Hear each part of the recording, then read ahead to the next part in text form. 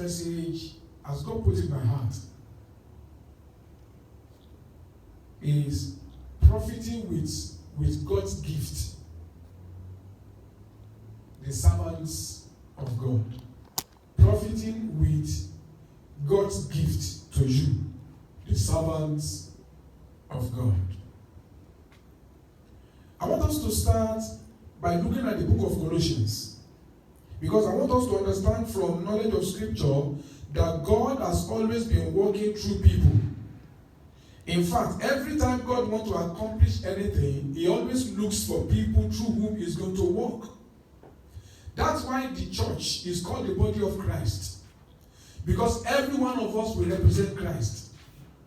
But when you look at the book of Colossians chapter 2 and verse 9, the Bible says, the King James said, "For in Him dwelleth all the fullness of God in bodily form." For in Him dwelleth all the fullness of God in bodily form. Look at the way New Living Translation says it. He said, "For in Christ lives all the fullness of God in a human body." From that verse of Scripture, it becomes clear to my heart that God is always, the Bible says God is pleased to dwell in Christ Jesus as a human being. God is pleased to dwell in Him in human form. In other words, when you see Christ, humanly speaking, every functionality of the Almighty God was at work in Him. And that's why John chapter 3 verse 16 says, "For God so loved the world that He gave His only begotten Son. Whosoever believeth in Him will not perish but have everlasting life." But the Bible says that anyone that does not believe in the Son of God is condemned already, because they do not believe in the only Son of God that was sent into their lives. What am I trying to say? What I'm trying to say is that just like God was pleased to dwell in Christ in bodily form, in the same way, Christ said that He will dwell in you. Christ dwells in me. All of us as the body of believers, we are the body of believers. All of us, we form the body of Christ. And whether you know it or not, everything that is in Christ is available in the church. Everything that is in Christ is available in the church. But the question I want to ask you is, are you conscious of the fact that the servants of God, they are gifts from God into your life? Are you conscious of the fact that the servants of God are a gift from God to you? The Bible says concerning high priest, he said every high priest is chosen from God, and they are chosen among men to represent God in the midst of people. Today is the last day of our fast. This message is actually, when the Holy Spirit put it in my heart, I was like, okay, let me deliver it. Because I believe that one of the major problems that we have in the Church of Christ today is that people that come from outside, they are more receptive to the anointing of the servants of God. So they have testimonies faster than the people that are in the church. And why is that? The reason is because the people that are close to the servants of God, many a time they commonize the anointing. They have this impression He's always with us. But the truth is, the only way God can bless your life is when you see the servant of God as God manifesting through Him at this particular moment in your life. The Bible says that though the fullness of God was pleased to dwell in Christ, yet He could not perform many miracles in the city where He was born. Why?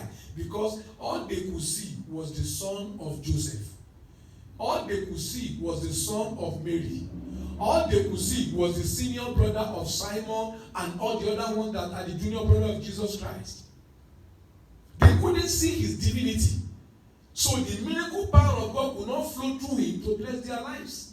And God asked me to tell you that if you want to enjoy the best from God this year, you have to make up your mind that you are going to see the servant of God that is your pastor as God's representative to touch your life. That is the only way you can be receiving testimonies every time you come to God's presence. That is the summary of the message. In the book of Matthew chapter 10, verse 41, look at what Jesus said. You must understand that whatever Jesus said, he's saying it to you and he's saying it to me. Matthew chapter 10 and verse 41. Jesus was speaking to the Pharisees and the disciples. And he said to them in verse 41, if you receive a prophet as one who speaks for God, you will be given the same reward of the prophet. And if you receive a righteous person because of their righteousness, you'll be given a reward like theirs. When you look at the King James Version, look at how the King James put it. John 10:41. He that receive a prophet in the name of a prophet shall receive a prophet's reward.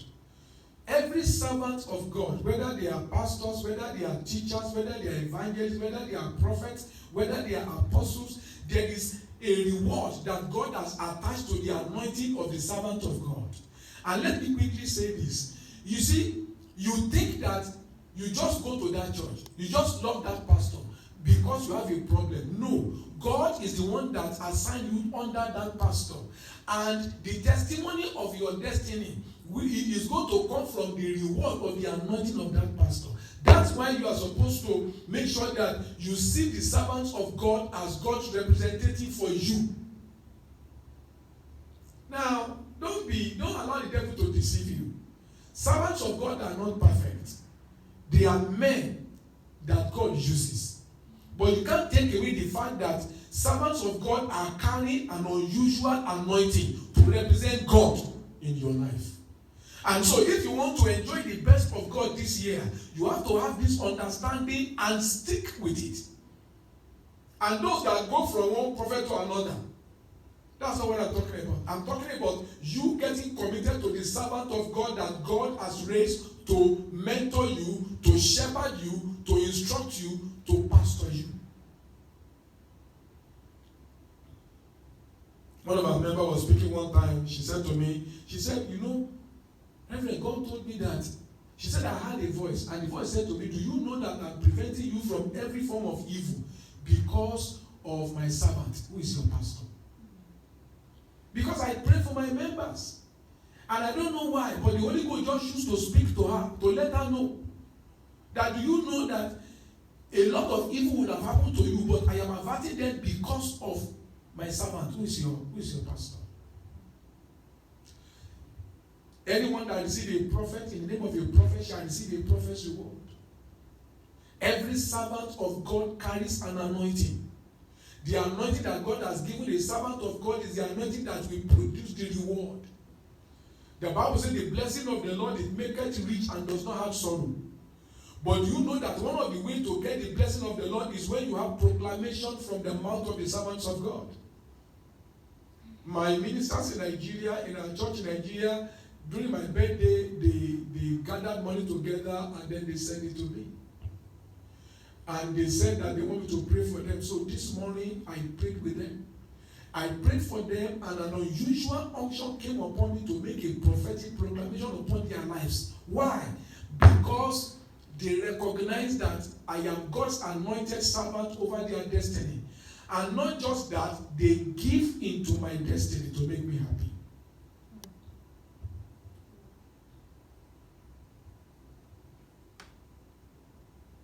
I want us to check certain examples in the Bible. What I'm trying to point out, as God put in my heart today, is to let you know that if you want to get the best, for the members of Grace Ministries International, if you want to get the best, you have to submit yourself and see the servant of God over this house as God's messenger for you and God's messenger to you. You know, something is mysterious. Something mysterious used to happen. Even I can testify of it. One of our members told me last week, he said, Daddy, so and so day is my birthday. Please, I want you to pray for me in the morning. I said, okay, no problem. And that day, I took my phone. As I heard his voice, my eyes were open and I saw a vision. Now, he had the expectation.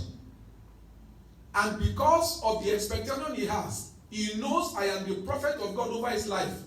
He requested for a special blessing on his birthday. And as soon as I heard his voice, my eyes opened. You see, the servants of God are anointed to bless your life. But the blessing cannot flow except there's an expectation from you, except there's a hunger, except there's a thirst.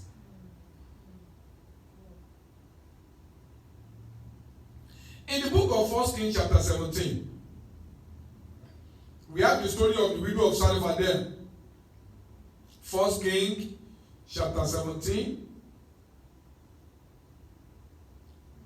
I want us to read from verse 8 to verse 16. God told Prophet Elijah to go to Zarephath that a widow has been prepared to take care of him. That's why you must make it as part of your responsibility to take care of the servant of God. Don't say, no, our pastor has everything. Our reverend is rich. Our prophet has everything. Look for something that you can add to their life. It might be airtime that you buy and be sending to the phone every week, maybe every month. It might be something that you can be buying for the wife or the husband. It might be something that you can be doing for the children. Listen, if you want the anointing of God to work for you this year, you have to know how to tap into the anointing. Somebody say, man of God, lay hand on me. Yeah, I claim it. You cannot claim it. It doesn't work like that. There is always a price to pay. Something you have to do. Sometimes it's not money. It might be just praying for the servants of God. It might be just being there for the servants of God. But there must be something you are doing that will release the anointing. God told Elijah to go to Zarephath, that he has prepared a widow. And then verse 8. And the word of God came to Elisha saying, arise, go to Zarephath, which belongs to Sidon, and dwell there. Behold, I have commanded a widow woman there to sustain thee. And Elijah arose and went to Zarephath. And when he came to the gate of the city, behold, the widow woman was there gathering sticks. And he called her and said, fetch me, I pray you, a little water in a vessel, that I may drink. Do you see? Elijah was trying to make a connection. And he made a demand on the woman. Before the anointing of God will flow into your life from the servant of God, God will make you to see something they did. And as she was going to fetch it, he called unto her and said, bring me, I pray thee, a morsel of bread in your hand. Verse 12. And she said, as the Lord your God liveth, I do not have a cake, but a handful of meal in a barrel, and a little oil in a cruse. And behold, I am gathering 2 sticks, that I may go in and dress it for me and my son, that we may eat and die. And Elijah said to her, do not be afraid. Go and do as you have said, but make me thereof a little cake first, and bring it to me, and after make for thee and for your son. Then the next verse. For thus saith the Lord God of Israel, the barrel of meal shall not waste, neither shall the cruse of oil fail, until the day that the Lord sent rain upon the earth. Verse 15. And she went and did according to the saying of Elijah. And she and Elijah and her house did eat many days. And the barrel of meal did not waste, neither did the cruse of oil fail, according to the word of the Lord, which is spake by Elijah. I am talking about profiting with God's gift, the servants of God. This woman has a good heart, but her circumstance is not too palatable. Her circumstance is not too favorable. It was a time of famine. And I don't know whether you have famine in your life also. What is famine? scarce resources. It might not be money. It might be health. It might be money. It might be opportunity. Whatever it is. But the Bible says that when Elijah saw the woman, he said to her, "Can you give me a cup of water?"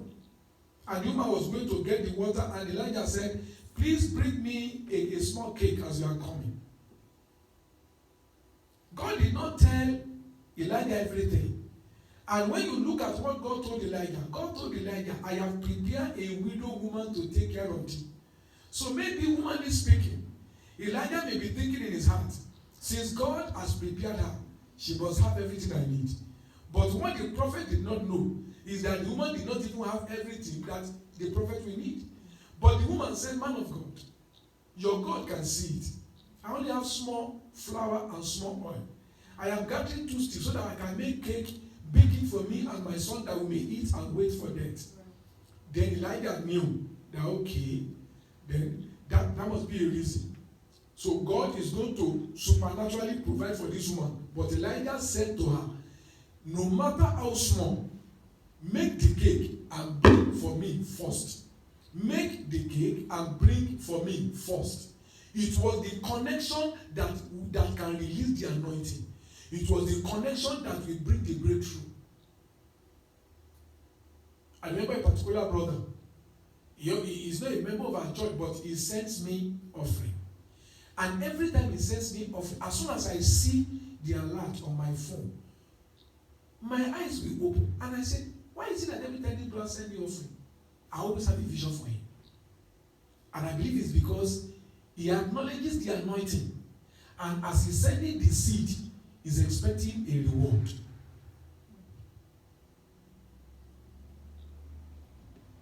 The Bible says Elijah said to the woman, "Don't be afraid. Go and do what as you have said. But there's a slight adjustment. You are not going to just eat with your son. Bring a little of it to me first. And thereafter, you and your son eat the rest. For once you do my own first, my God will make sure that you always have continuous provision." And the Bible says that according to the word of Prophet Elijah, the woman did not lack. Every morning when she goes to where the bowl of flour is, she will see a new set of flour. She will pack it. She will go to where she got the cruise of oil. She will see that the oil is still remaining. She will make bread for that day. They will eat. And by the following day, she goes back to the place where the bowl of flour is. She will meet another set of flowers there. God kept on making supernatural provision available. And that's what we have prayed for this year, these 7 days, that God will continue to provide for our needs. But you must understand, you must do God's own first. Pay your tithe and pay it first. Don't spend your tithe and say, "My son later." That is temptation. Pay it first. But I want to pay my rent. I want to pay my bill. You can borrow money from a friend to add to the remaining. But pay your tithe first. And make sure that you consistently support and give to the servants of God. In the 2 Kings chapter 4, where she read the other time, we have the story of a woman who is a rich woman. 2 Kings chapter 4 from verse 8. We have the story of a woman that we call the Shunammite woman. You can go back and read it on your own spare time. This woman is rich, but there's something about her. She has the fear of God, and she has this passion to always take care of the servants of God. Because when the Bible said that she saw, look at verse 8, it fell on a day that Elisha passed to Shunem, where was a great woman, and she constrained him to eat bread. And so it was, as often as he passed by, he turned to her house to eat bread. And then the woman said to her husband, the next verse, "Behold now, something tells me in my heart, I can perceive that this is a holy man of God, which passed by us continually. We must not just allow the man to be passing. Let us do something that will touch his life. Let us make a bed room for him. Let us put bed, table, chair, and a lampstand there. So that anytime he's passing by, he will resort into that place and spend the night."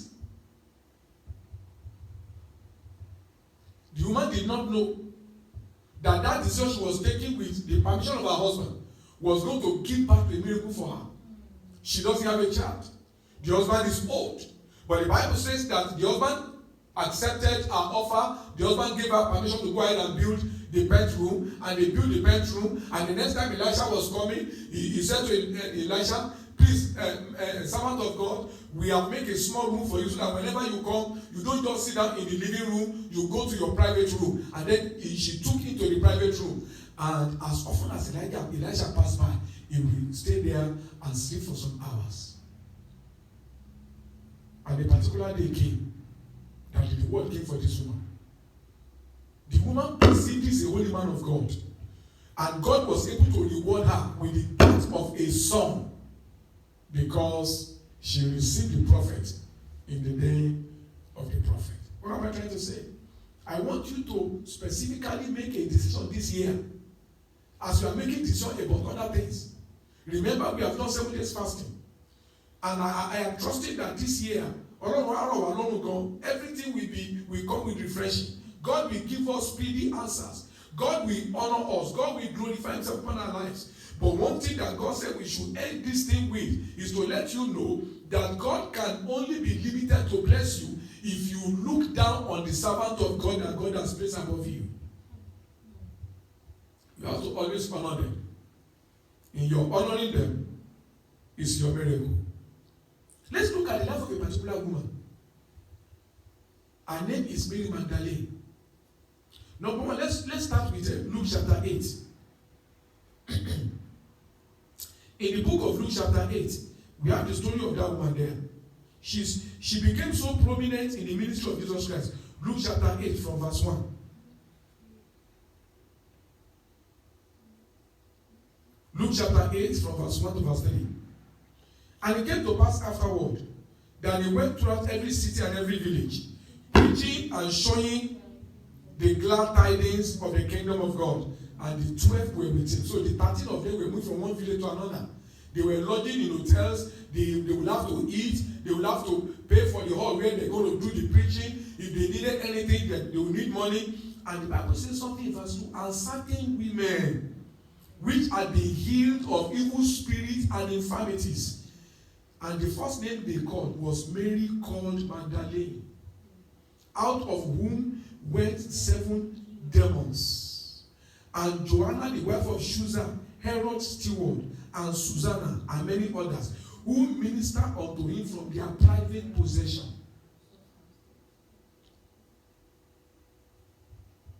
This woman, I've made you to see now how she became important in the ministry of Jesus. But look at her beginning. Luke chapter 7. Luke chapter 7. Look at her beginning and read from verse 37 to verse 39. Luke chapter 7 from verse 37 to 39. So I want you to know that no matter how your beginning had been, you can become important to God by choosing to become important to the servant of God. Luke 7 from verse 37 to verse 39. And behold, a woman in the city, which was a sinner, when she knew that Jesus sat at meat in the Pharisee's house, she brought an alabaster box of ointment. Verse 38. And stood at his feet, the feet of Jesus, weeping, and began to wash his feet with tears, and did wipe them with the hair of her head. And when a woman wiped, you know that a woman, the hair of a woman is her glory. So when she was using her hair to wipe the feet of Jesus, she was submitting under the authority and the lordship of Jesus. And the Bible says, and kissed his feet, and anointed them with the ointment. Verse 39, where I am going. Now when the Pharisees which had bidden Jesus saw him, that Pharisee, he spake within himself, saying, this man, if he were a prophet, he would have known who and what manner of woman this is that touched him, for she is a sinner. Even as a sinner, this woman has a heart for God. Even as someone that did not know the Lord, This woman probably, this is chapter 8, chapter 7. She must have been hearing about the miracle that Jesus does. She must have been, maybe she has been to the crusades, but she cannot get close to Jesus. And she has made up her mind that I want my life to change.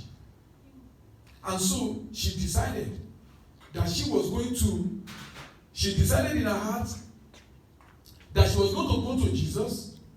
And not only that, she was not only going to go to Jesus, but she was going to go with a gift, alabaster box of oil. She connected with Jesus with a gift. I want to believe she must be a woman that gives him all manner of expensive perfume. But she brought it. And she knelt down at the feet of Jesus. As a sinner, she was demon possessed. Chapter 8 told us that Jesus casted out 7 demons from her. But her life became transformed. Because she recognized that Jesus was not just the son of David, but that Jesus is the Savior. And she used her heart, her submission, and her gift, alabaster box of oil, to connect to the heart of Jesus. Little wonder. When you look at when you look at John 11, let's go to John 11. Little wonder that she ended up becoming so close to Jesus that anytime Jesus go to their area, Jesus always stay in their house.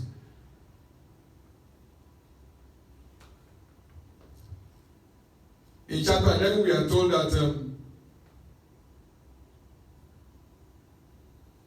let's see from verse 1. Now a certain man was sick, named Lazarus, from Bethany, of the town of Mary and her sister Martha. It was that Mary which anointed the Lord with ointment. You see that? It was that Mary that anointed the Lord with ointment. Talking about that woman that was a sinner. And wiped his feet with her hair, whose brother Lazarus was sick. And the Bible makes us to know that Jesus became so close to their family that he requested that Jesus should come. And Jesus went to their house. But by the time Jesus got there, Lazarus was dead. But you see, because of a special place that she had in the heart of Jesus, Jesus prayed and Lazarus came back to life after being dead for 4 days. I am talking about profiting with God's gift, the servants of God. Lazarus may have died prematurely, but he was brought back to life because our sister had a special connection to the servant of God. Our sister is a faithful member of the Church of Jesus Christ. Our sister is a sincere follower of Jesus Christ. Our sister is not proud because she's rich. Our sister is someone that believes that whatever a person has, it's God that gave you. Our sister knows that servants of God are not supposed to struggle like everybody, because you see, the work of the ministry is a full-time work. It's a work that takes our time, both night and day. You need to know how many hours I prayed in the middle of the night before I prepared this message. And the work of the servants of God, we don't have closing hour. Because if we are called in the middle of the night to pray for somebody, we will still do the praying. I remember one particular time that one of our members in London at that time, he gave his money to somebody in Nigeria to help him buy property. And that guy did not buy the property, and this man wanted me to help him collect the money and help him to buy a property. I remember that the day that he connected me to this guy, and the guy said he was going to send the money, that overnight I had a spiritual attack that would have resulted in my death. But God gave me victory. And I can see it was from that man, because the man had taken the money. And the man, he has used fetish power to enchant the man not to be able to collect the money from him. But now he has seen that someone that is a servant of God wants to collect the money. So in fact, that day, when I woke up from that vision, I said, my God, if not for the mercy of God, I would have died. That's the kind of work we do. And so, appreciated, do it. It will open you up to a blessing. It will open you up to prophetic reward. And this year, don't just think that all of us are the same. God can answer my prayer the way He answers everybody's prayer. Yes, but there's a special place He has given to the people He has called into the ministry offices. And He has given them a greater anointing and a greater authority to effect quicker response to things. Servants of God have their challenges. I have my challenges. Every servant of God have their challenges. But the truth is that despite our challenges, whenever we enter into that office of the prophet, office of the servant of God, and we minister to people, God responds based on the anointing He has put on our lives. Why am I telling you all this? Because God asked me to tell you that this year you can't amount to much without respecting the servants of God. You might even be close enough to the servant of God to see his mistakes and his errors.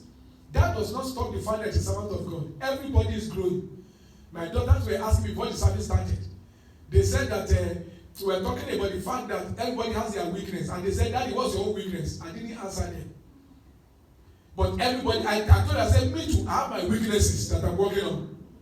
Every servant of God has their weaknesses. Don't allow the weakness of your pastor, of your servant of God, to become a snare that the enemy will use to block your blessing. I'm going to close this way. He that receive a prophet in the name of a prophet shall receive a prophecy word. Today I'm going to specially trust God. I will anoint those who are here. If you have oil in your house, bring the oil out. I will pray and I will trust the Lord that the anointing for refreshing will come upon your life today.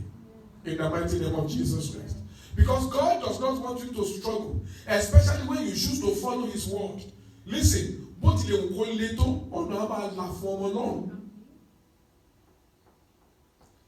said, when you pass through fire, I will be with you.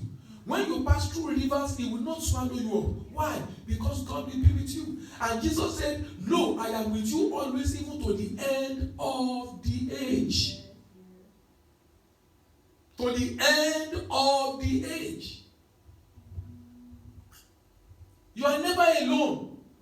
You might look around and it looks like you are alone, but you are never alone. Number one, your angels are with you. You may not see them. And Jesus said, I am with you always. Not sometimes, always. When are you going to believe Him? As we finish this fast today, I believe this year shall bring forth for you and I abundance of prosperity. Amen. This year shall bring forth to all of us abundance of prosperity. Amen. Not just financial prosperity. In your health, you will have robust prosperity. Amen. In your mind, in your heart, there shall be robust peace. Amen. In your home, there shall be robust peace. And the Lord God will cause the enemies that shall rise up against you to be smitten before your face. We have done a lot of judgmental prayer this week.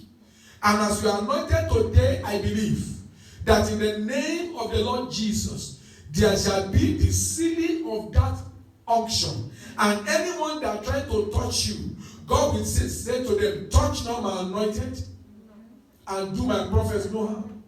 The Bible says when Israel was still a few people in number, He rebuked kings for their sake. He did not allow anybody to mess them up. He said to them, touch not my anointed and do my prophets no harm. I declare that as you are anointed today, that same voice can begin to speak over your life. Touch not my anointed and do my prophets no harm. There shall no harm shall come upon your home.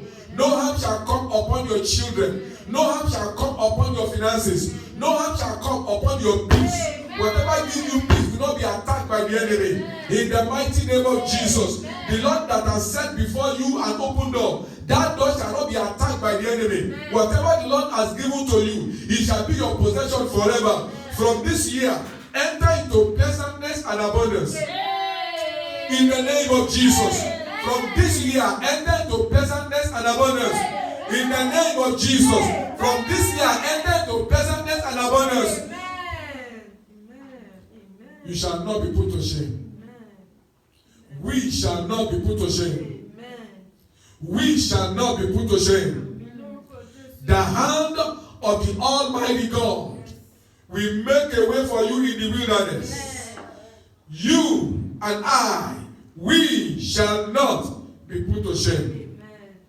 By the hand of God, so shall it be. I therefore bless the oil in the name of the Lord Jesus. Lord, I declare this oil today, the anointed oil of prosperity. I declare this oil today, the anointed oil of refreshing. I declare this oil today as a token of the sealing of the covenant that we have prayed about all this week. As this oil touches our head, let the voice of God begin to speak on our behalf. Touch them, my anointed, and do my prophecy to her. Evil will be far from you. Evil shall be far from me. Pleasantness and goodness shall run after us and overtake us this year. It shall be the best year ever. For my ministry in this land, the best year ever. For our church, the best year ever. For every one of you, the best year ever. In the name of Jesus. Thank you, Lord. It is done. In Jesus' mighty name. Amen. Thank you, Father. Come on, just put your hand and take it. And just touch your head with it. And begin to just speak in tongues. Mizato lauze keke. Vazatu kabora to kasinda. Maya bava zuzati alikente dege buvazulia. Ripra varabu maru gatoto. Ofalakuta dikabuha. Sentedeke mohanto kaboli nama. Lambravilio bavuzatara. Lekete tedidi kabuvasha. Let it be to us according to your word, Lord. Embolano katora nomasa. Embolano katora nomasa. Embolano katora nomasa. Let it be to me according to your word, Lord. Enlepota kotadu kabuvasa. The Bible says that when Samuel poured oil on David, the Spirit of God came on him from that day. Lord, I pray that this oil, as it touches our head, let there be performance by the Spirit of God of all that we have prayed for this week, of all that we expect to see manifest this year, to the glory of the name of the Lord Jesus. Into Zuvazi atukadubele etekebora namazunda vitakuta dukabola nimosa vetedidi kabarina kotalaba shakatadi kaboranda epravarona mayaba meduka tolina kusaba ishafafa ruka bovaza. According to your word, according to your word, according to your word, so shall it be concerning our life. Thank you, eternal Father. Blessed be your name. We give you glory, O God. In Jesus' mighty name, we have prayed.